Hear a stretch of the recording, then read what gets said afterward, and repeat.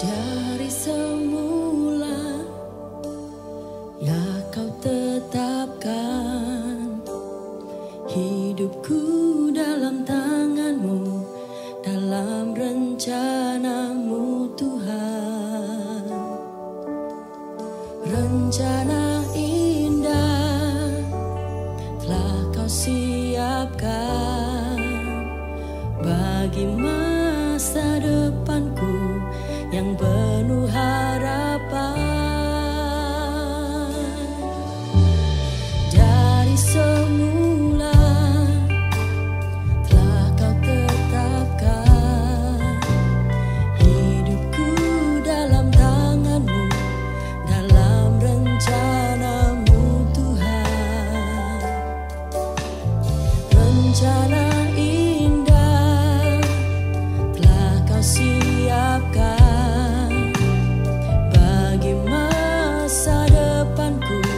yang penuh harapan. Semua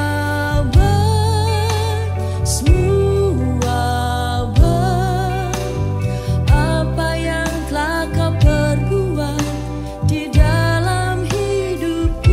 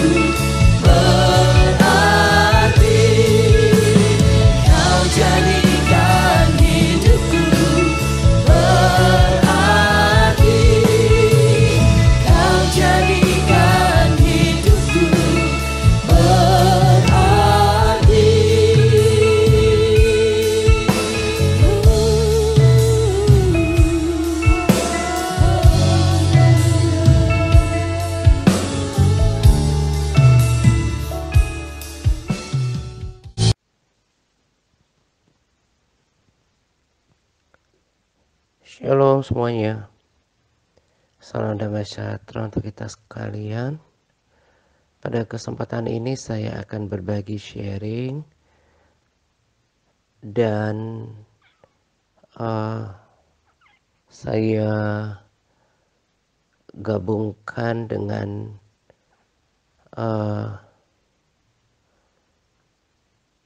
penegasan rekomendasi video yang dibagikan pada hari Selasa yang lalu gitu ya.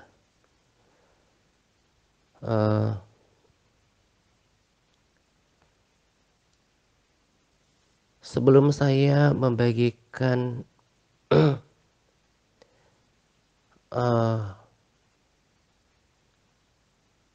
sharing,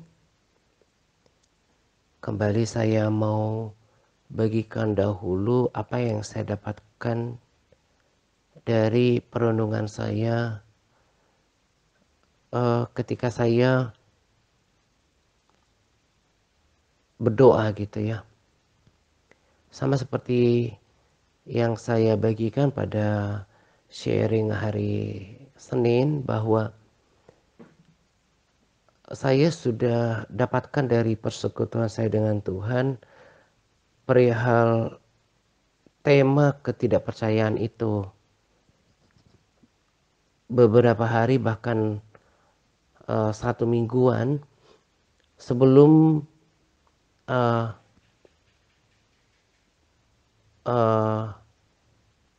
mendapatkan konfirmasi dari video kesaksian gitu ya.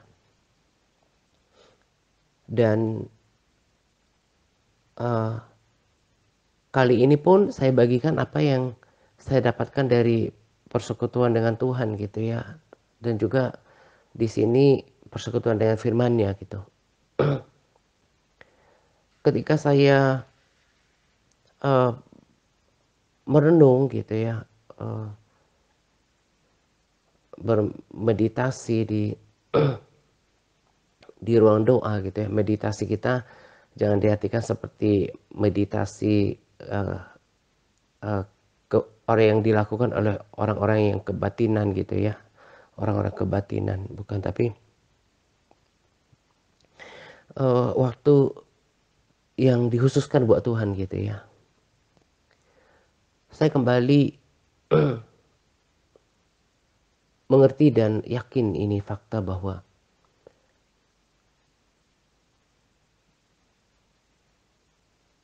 orang Kristen itu tidak kekurangan pengkhotbah yang bagus.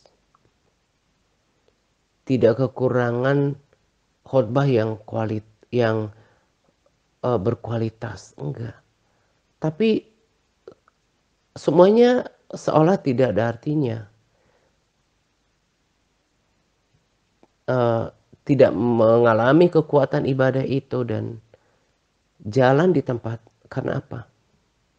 Karena mendengar tapi nggak sungguh-sungguh memperhatikan. Ada peringatan firman Tuhan loh yang keras dengan sikap mayoritas orang Kristen ini. Di Markus 8 ayat 18 berkata, kamu mempunyai mata, tidakkah kamu melihat, dan kamu punya telinga, tidakkah kamu mendengar? Tidakkah kamu ingat lagi? Dan firman Tuhan yang senada dengan itu adalah Yeremia 5 ayat 21, sangat keras berkata seperti ini. Dengarkanlah ini, hai bangsa yang tolol dan yang tidak punya pikiran, yang mempunyai mata tetapi tidak melihat, yang mempunyai telinga tetapi tidak mendengar. Jadi kenapa ya saya sebut istilahnya project kekristenan seseorang, project kerohanian seseorang,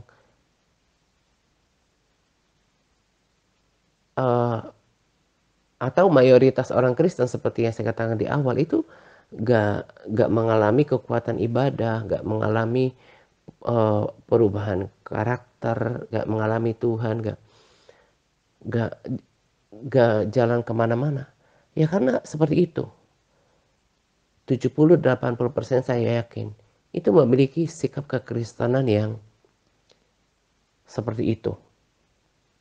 Jadi bukan lagi kurang materi khotbah yang luar biasa.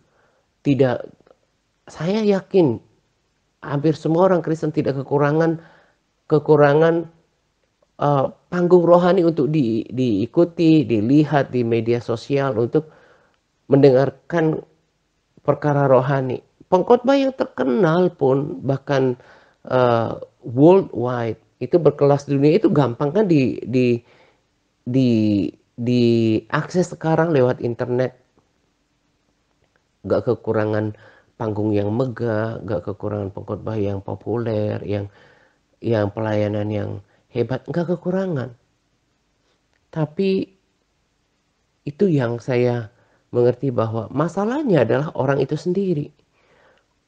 Punya telinga tapi gak sungguh mendengar. Salah satu faktor tambahan dari mayoritas orang ini, kelompok ini adalah yang 70-80% adalah gak suka mendengarkan firman yang keras. Maunya berbicara tentang kebaikan Tuhan, kasih Tuhan, perlindungan Tuhan, pertolongan Tuhan, kemurahan Tuhan. Semua hal-hal yang sisi kemurahan Tuhan. Padahal Paulus juga berkata, kamu harus lihat sisi Tuhan yaitu kekerasannya gitu ya.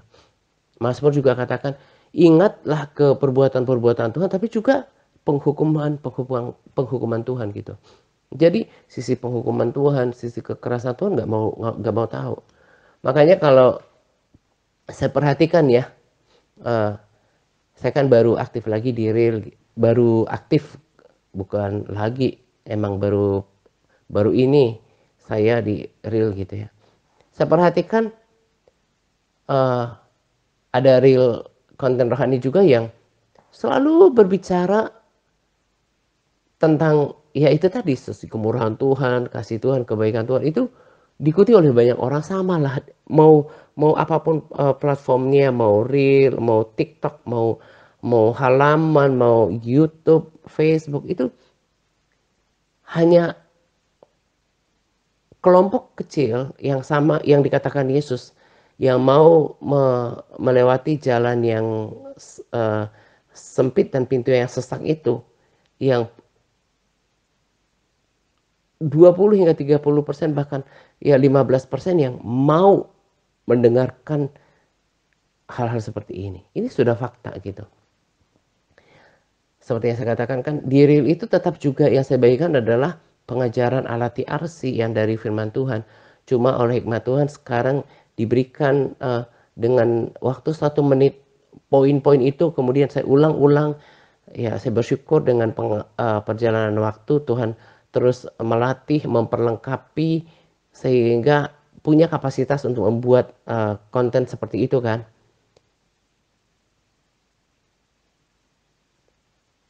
Lewat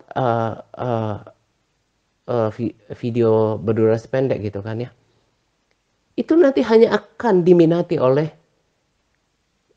kelompok tertentu, kelompok sedikit itu.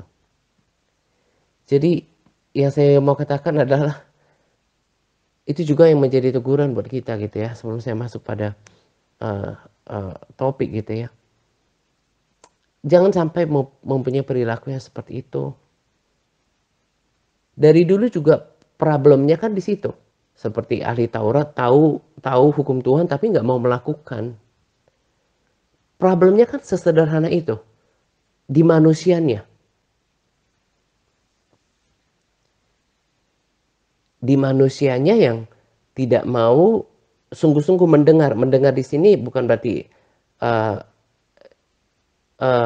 cuma mendengar secara harafiah gitu ya, harfiah, tapi mendengar artinya memperhatikan, melakukan gitu.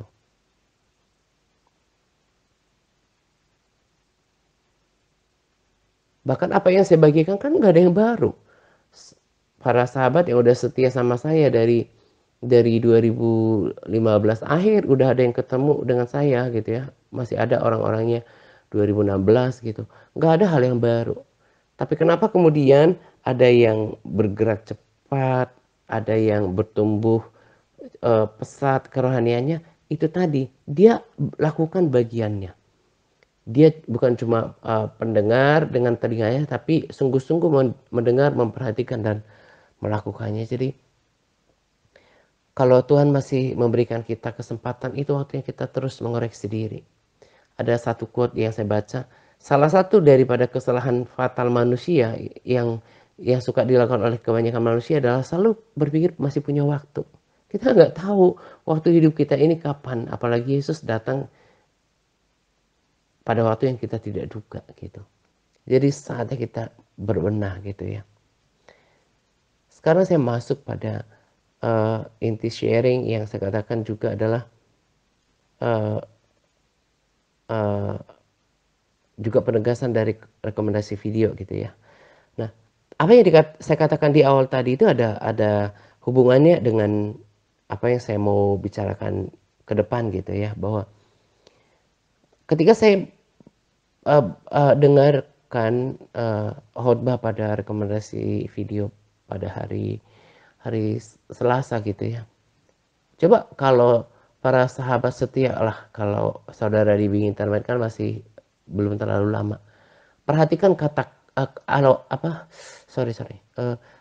firman-firman yang saya firman-firman yang disampaikan pada rekomendasi video. Itu kan firman-firman yang sudah para sahabat dengarkan dari sharing saya di waktu-waktu yang lalu tentang bagaimana harus ada korban pagi dan siang, harus tetap menyala lampunya, harus ada persediaan minyak. Itu kan berbicara tentang semangat dalam ikut Tuhan gitu kan. Itu kan bukan pengetahuan baru buat kita. Hanya kalau dulu yang dimaksudkan Tuhan itu adalah secara fisik, lampu secara fisik gitu ya. Tapi untuk kita sekarang itu adalah simbolik untuk berbicara tentang spirit kita dalam ikut Tuhan. Harus tetap menyala, nggak boleh padam. Nah, istilahnya adalah burnout.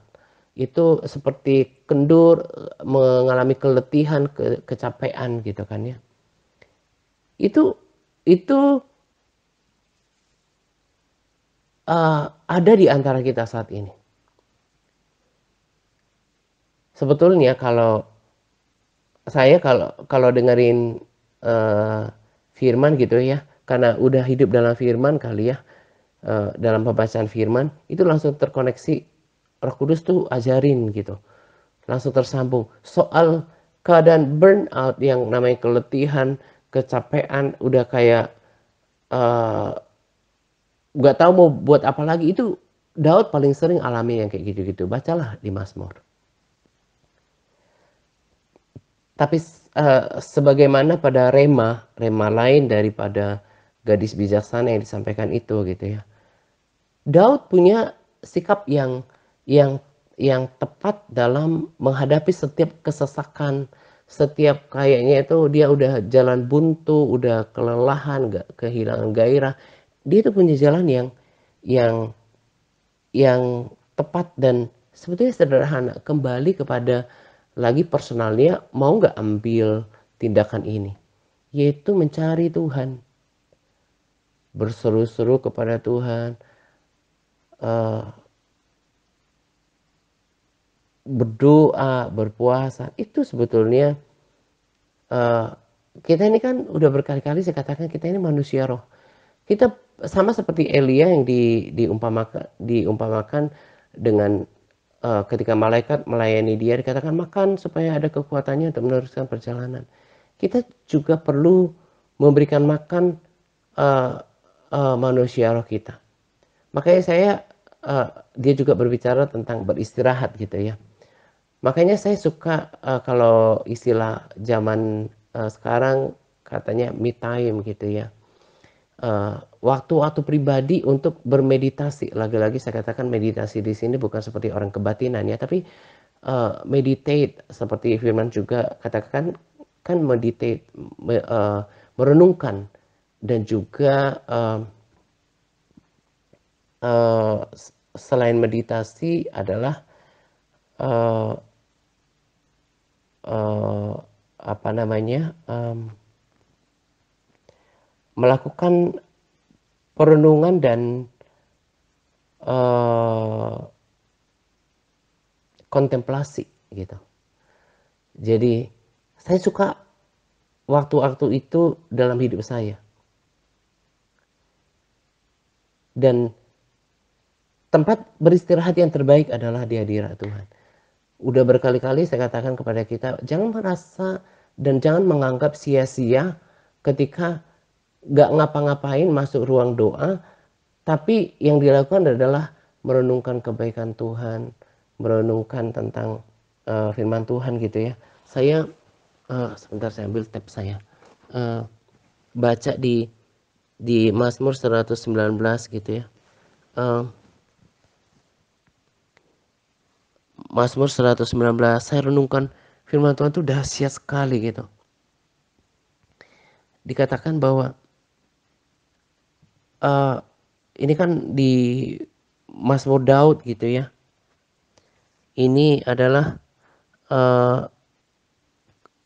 kebanyakan Mazmur ini kan ditulis oleh Daud. Siapapun ini pemazmur gitu ya, tapi dituliskan di sini bahwa dikatakan bahwa saya merenungkan firman itu ayat 97, betapa aku cinta Tauratmu, aku merenungkannya sepanjang hari. Kemudian firman ini, jadi kalau saya di ruang doa itu betul-betul ingat-ingat renungkan firman gitu ya. Kenapa? Misalnya saya percaya kalau di surga itu ada Alkitab gitu. Karena firman Tuhan juga udah tulis bahwa firmanmu teguh di sorga. Ada di Mazmur 119 ini gitu. Firmanmu itu ada di sorga gitu. Firmanmu itu di ayat 89. Untuk selama-lamanya ya Tuhan. Firmanmu tetap teguh di sorga. Makanya saya percaya kesaksian kalau dikatakan ada firman Tuhan di Alkitab itu di surga. Nah,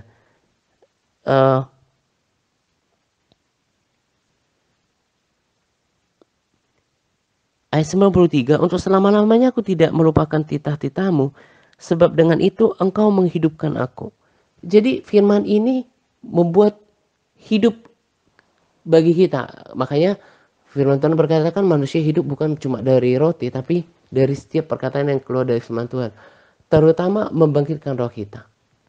Nah, kembali kepada bagaimana mengatasi dari stagnansi yang mengalami burnout, yang udah kelelahan, kecapean, kehilangan gairah dalam ikut Tuhan gitu. Sebentar, saya kasih tahu lagi ya sebuah kesaksian pelayanan bahwa kalau setiap orang yang melayani Tuhan benar-benar gak cari-cari apa ya topik khotbah yang hebat ya, yang mau disampaikan gitu ya, yang gak punya perilaku seperti itu ya, tapi yang benar-benar hidupnya itu berbagi karena pergaulan dengan firman, pergaulan dengan Tuhan, persekutuan sama Tuhan gitu ya. Itu pasti seperti yang saya katakan di waktu yang lalu, pasti ada konfirmasinya dengan para hamba Tuhan walaupun berbeda entitasnya gitu ya, atau gerejanya, atau komunitasnya, atau bahkan negara, itu pasti confirm. Ibu ini berbicara tentang burnout kan. Itu saya yakin nggak lagi dicari-cari, aduh topik apa ya pengen bagikan nanti hari Minggu biar kelihatan keren, enggak. Tapi kita yang benar-benar mau melayani Tuhan, melayani firman-Nya itu Tuhan taruh di dalam hati kita gitu. Apa ya yang mau taruh dalam hati kita, taruh dalam hati kita apa-apa saja yang Tuhan mau kita bicarakan gitu. Ibu ini berbicara tentang burnout karena Tuhan mau ibu ini sampaikan perkara ini kepada orang-orang yang dilayaninya, bahkan bukan cuma di gereja lokal, tapi pada setiap orang yang mendengarkannya, termasuk diri saya, dan juga saya bagikan kemudian kepada orang-orang yang saya layani gitu ya. Itu juga yang saya dapatkan kan tadi di awal saya katakan bahwa kenapa orang kemudian nggak mengalami kuasa daripada ibadah itu, nggak mengalami kekuatannya. Kok baca firman tapi nggak memberikan kehidupan? Dia nggak sungguh-sungguh hidupi. Saya ketika berdoa beberapa hari yang lalu, saya dibuat mengerti bahwa untuk bisa lewatin ini semuanya adalah lakukan lebih lagi, double portion persekutuan dengan Tuhan.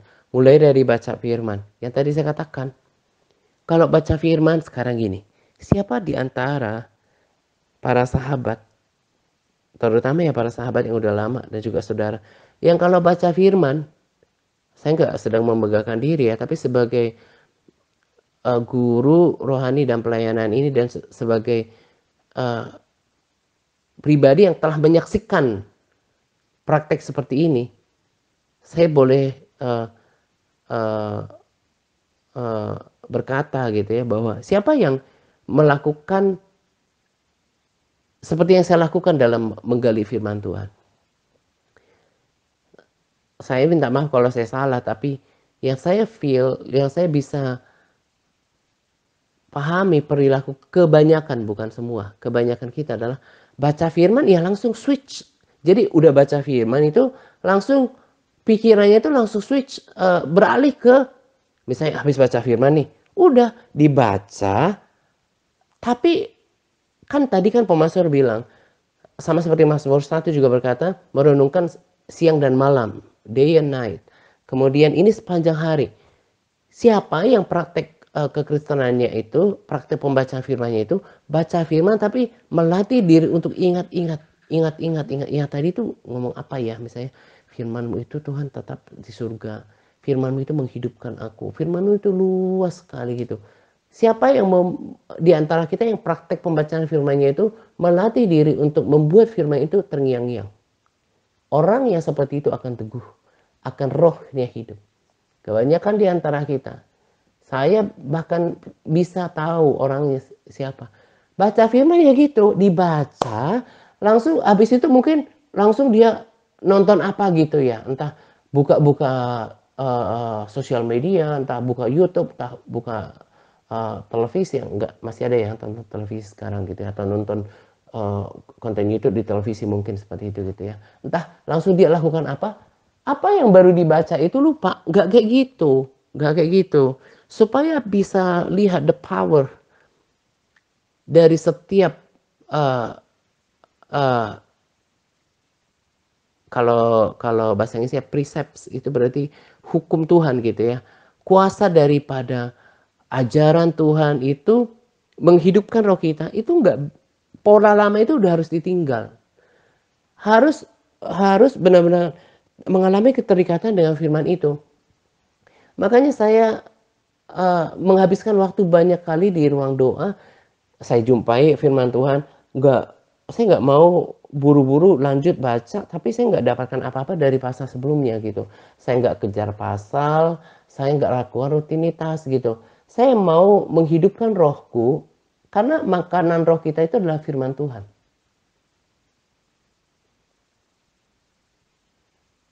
Orang yang melakukan seperti ini bahkan lebih baik lagi, rohnya akan tetap menyala. Karena roh kita harus diberikan makan, sama seperti Elia diberikan makan untuk bisa kuat melanjutkan perjalanannya. Kita pun supaya kita bisa melanjutkan perjalanan rohani kita harus makan firman Tuhan lebih banyak lagi. Bersekutu dengan Tuhan lebih dalam lagi. Jadi kalau masuk hadirat Tuhan, masuk dalam jam 2 itu harus ada masa yang tadi saya katakan, meditasi, kontemplasi, perenungan gitu ya, membayangkan betapa di sini juga dikatakan, nggak tahu di ayat mana ya, tapi tadi saya baca bagaimana firman Engkau ya Tuhan menopang dunia ini gitu ya. Saya bayangkan dahsyatnya Tuhan itu, hebatnya Dia gitu ya, menopang dunia ini. Langsung aku nyanyi gini, aku punya Tuhan yang besar, yang telah berjanji dan sanggup menggenapi Imanku bersepakat percaya kuasanya. Lagu-lagu pengagungan kepada Tuhan itu muncul gitu. Jadi saya ketika di ruang doa itu nggak terlalu kaku gitu. Tiba-tiba saja muncul penyembahan-penyembahan yang saya naikkan kepada Tuhan, bahwa saya lupa tadi saya nyanyikan apa lagi tentang, pokoknya pengagungan-pengagungan tentang namanya, kuasanya gitu. Bayangkan dahsyatnya dia. Bumi ini seberat apa dia bisa topang. Adanya bumi ini masih berdiri sekarang pada posisi yang benar, itu buktikan ada sebuah kekuatan, dan ada Tuhan yang punya kekuatan itu, yang hidup. Seperti Mazmur katakan, Asaf katakan, dia nggak berjejak tapi perbuatannya itu nyata. Renungkan tentang itu semuanya. Itulah yang menghidupkan kita, membangkitkan iman kita, memberikan kekuatan roh kepada kita. Kita bisa mengerti perkara rohani.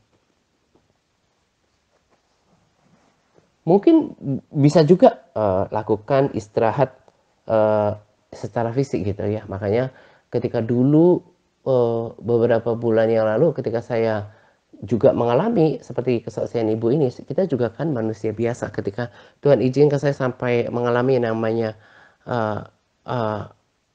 udah nggak tahu jalan keluar kayak apa gitu ya, saya pergi menenangkan diri.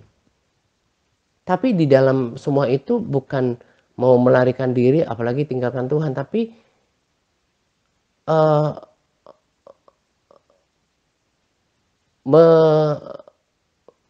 mencari ketenangan gitu ya, ketenangan batin, tapi tetap cari Tuhan.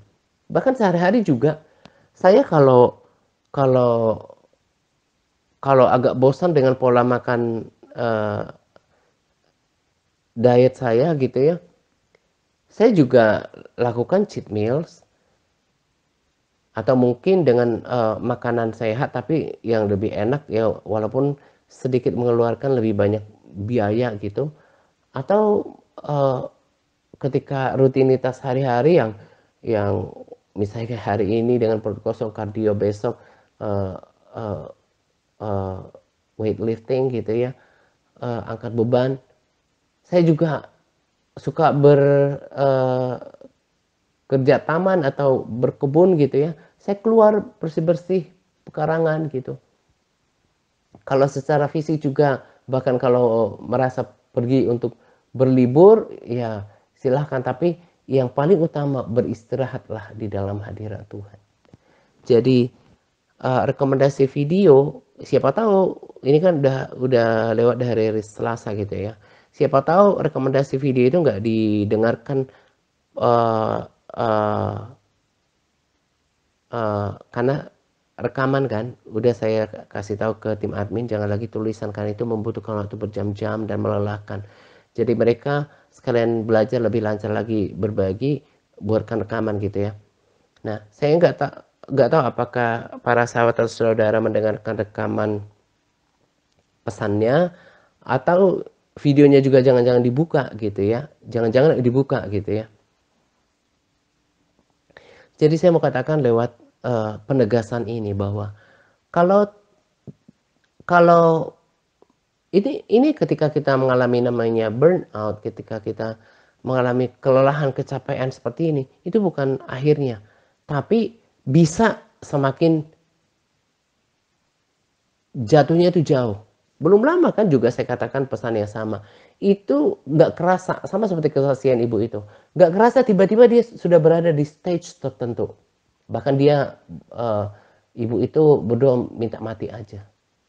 Itu kan udah sampai pada tahap yang sangat, ya sangat serius gitu. Makanya dari dulu saya katakan penting untuk menjaga api, sama seperti pesan Tuhan. Jangan sampai terlalu serius, karena akan semakin susah untuk bangkit. Tapi kalau mau bangkit lagi, gak ada solusi yang terbaik selain yang dicontohkan oleh Daud. Beristirahatlah di hadirat Tuhan. Bahkan mungkin kalau pokok-pokok doa itu terlalu membebani diri para sahabat atau juga saudara gitu ya. Gak usah dulu didoakan pokok-pokok doa. Sebab namanya kita mengalami kelelahan gitu ya, penat gitu. Mendoakan itu pun merupakan jadi beban berat buat kita, sangat membebani. Tapi ketika kita pulih, itu bisa kita ambil waktu 1 jam benar-benar bersyafaat untuk pokok-pokok doa yang ada gitu. Nah, jadi bahaya sekali kalau orang nggak bangkit. Di dalam rekomendasi video udah dikasih tahu caranya. Beristirahatlah. Kalau mungkin beristirahat secara fisik atau membuat variasi kegiatan untuk punya sedikit me time atau kemudian beristirahat, melarikan diri sejenak ya, melarikan diri yang positif dari rutinitas untuk dapat merenungkan semuanya. Kalau mau keluar kota silakan, atau ke tempat wisata lah at least gitu ya. Tapi bagi saya ketika saya mengalami titik terendah seperti itu, saya malah nggak nikmatin yang namanya tempat wisata, apalagi ke mall gitu ya.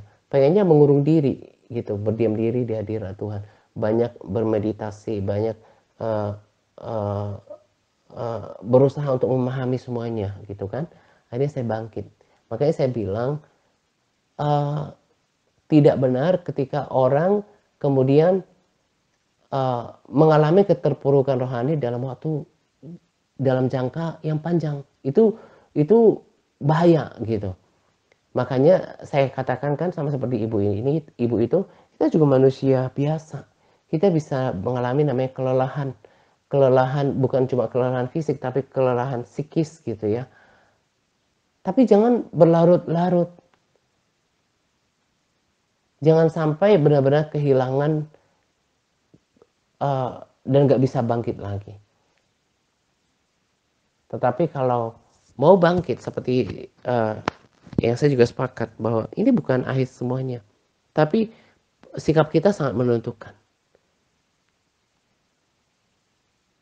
Banyaklah waktu beristirahat di hadirat Tuhan.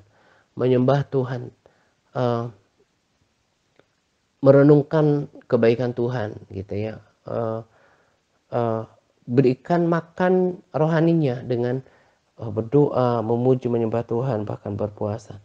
Itu yang akan memberikan kekuatan rohani bagi roh kita gitu ya, supaya kita tetap kuat untuk menjalankan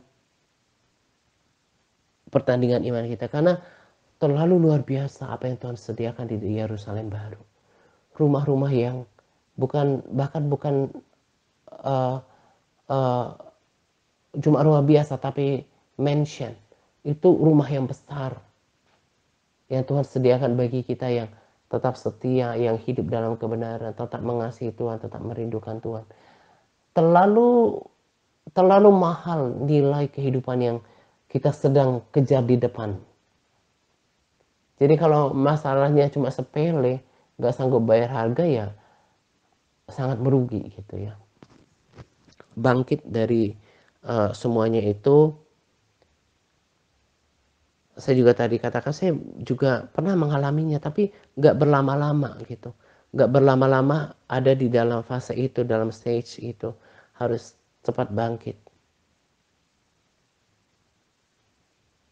Jangan sampai melakukan semuanya tapi gak penuh gairah. Itu gak berkenan di hadapan Tuhan, dan kita gak nikmati kalau kita melakukan cuma rutinitas. Sangat memprihatinkan sebetulnya. Jadi seperti yang saya katakan tadi, bahkan belum lama sebetulnya saya bagikan untuk kita memperhatikan derap langkah kerohanian. Jangan sampai tiba-tiba udah seperti terjun bebas ke bawah, udah sampai pada titik terendah dan gak bisa bangkit lagi. Itu karena gak dikasih makan rohaninya yang benar. Baca firman seperti yang tadi saya katakan, gak seperti pola-pola yang saya lakukan. Ya baca firman langsung habis itu langsung berkegiatan, beraktivitas atau nonton yang lain, hilang yang dibaca. Padahal gak seperti itu mestinya. Harus diingat-ingat sepanjang hari, dikagumin Tuhannya. di di direnungkan supaya tambah pengetahuannya, karena dikatakan di Mazmur bahwa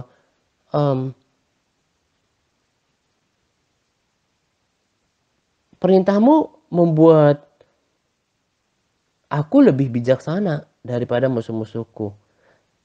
Sebab selama-lamanya itu ada padaku. Aku lebih berakal budi daripada semua pengajarku. Sebab peringatan-peringatanmu itu kurenungkan.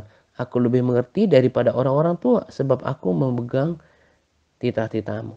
Nah, jadi firman Tuhan itu selain kita menimbulkan kekaguman, kemudian semakin percaya kan kepada Tuhan yang memegang kehidupan kita, juga akhirnya kita menjadi lebih berhikmat, lebih bijaksana. Jangan sampai kita kalah bijaksananya daripada orang yang lebih muda dari kita. Karena kita tidak, kalau kita baca firman itu ya baca, asal baca gitu. Gak benar-benar menggalinya. Mengerikan kan di kesaksian neraka yang terbaru, orang bisa binasa karena dia kekurangan pengetahuan tentang Tuhan. Nah, pengetahuan tentang Tuhan itu ada di dalam firman Tuhan, dan itu akan terus semakin dibukakan ketika kita memiliki tuntutan yang lebih besar, yaitu hati yang haus dan lapar. Kerinduan untuk mengerti firman Tuhan itu akan semakin membuka pengertian-pengertian baru bagi kita. Nah, jadi perhatikan pesan rekomendasi video ini hanya penegasan. Saya nggak tahu apakah salah satunya saja yang didengarkan atau dua-duanya. Kembali kepada tindakan. Ibu itu juga mengatakan pesan yang sama, bahwa catat pesan akhirnya bahwa diri kita lah yang paling bertanggung jawab untuk menjaga api itu tetap menyala, bukan orang lain.